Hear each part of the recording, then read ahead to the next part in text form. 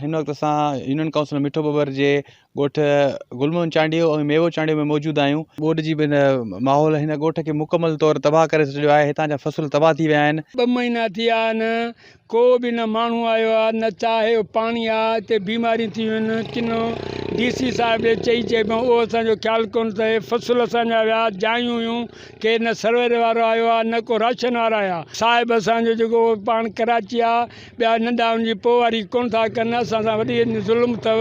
हे राज बाग सभु असांखे वकोड़ी वेठो आहे। इहो पाणी हले पियो थो ज़मीनुनि में, अञा 4 फुट 5 फुट पाणी बीठो आहे। चेट जी तो उमेद ई कान्हे, पर घरनि खे केराईंदो। सरकार खे हालत जाए त खंड बि वधायो, मोरी ठाराइजो त जीअं असांजा ॿचड़ा अचनि वञनि सवला थियनि। हिकिड़ा असां बोर जा ॿुधल, ॿियो टैक्सी असांखे 2 टीणा ख़र्च थी करे। हींअर ताईं को पाणी जो निकाल सिस्टम न आहे कयो। पाणी निकाल करे जेके कट आहिनि जो बि बंदि कयो आहिनि। विच पाणी में वेठा आहियूं, न असांजी दवा आहे, न दगमल आहे, न असांखे टेंट मिलिया आहिनि।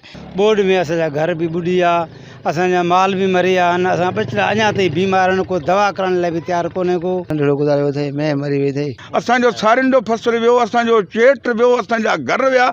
हिन महिल ताईं का बि असांजी तंज़ीम कोन आई आहे। अलाह जी तो ते पिया था हलूं। मेरा तगर KTN न्यूज़ कक्कड़।